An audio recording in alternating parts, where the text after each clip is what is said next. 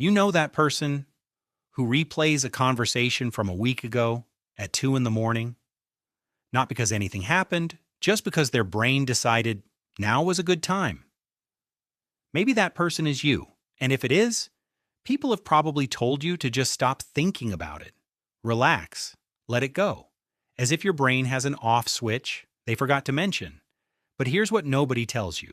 Overthinking isn't a bad habit. It's not laziness. It's not weakness. It's a specific pattern with real psychological roots. And understanding those roots changes everything. Here's the thing. Overthinking isn't the same as thinking hard.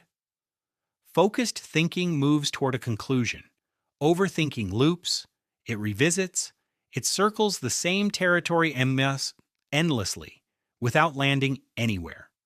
Psychologists call this rumination, and it shows up consistently alongside anxiety, depression, and chronic stress. But why does it start? For most overthinkers, it traces back to environments where uncertainty was dangerous. Maybe you grew up in a household where the mood could shift without warning. So you learned to read every expression, every tone of voice, every slight change in atmosphere. Because staying one step ahead meant staying safe. That's not a disorder. That was survival. The problem is, the brain doesn't file that skill away when the danger passes. It keeps running. It keeps scanning.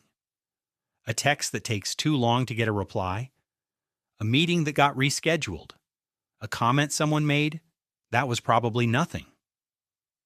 The same machinery that protected you once is now working overtime on problems that don't need solving. And here's what the research actually shows. Overthinking doesn't improve outcomes. The longer you turn a problem over, the more distorted your perception becomes. You're not gaining clarity. You're generating noise. And the prefrontal cortex, your brain's decision center, actually becomes less effective the more you overload it. But here's the part that changes everything. The same brain that won't stop running is also capable of extraordinary things. Overthinkers notice what others miss.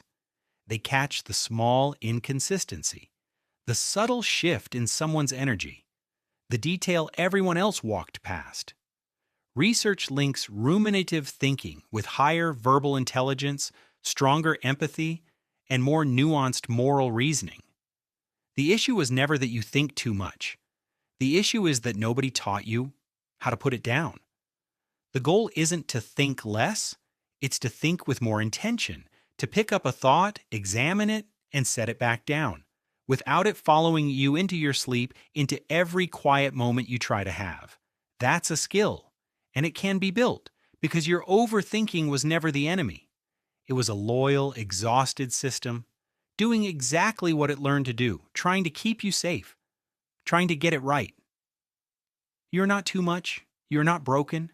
You're someone who finally needs permission to rest. If this hit you, don't just scroll. Subscribe right now. Like the video. And comment what your mind keeps replaying. You already know you're going to think about it anyway.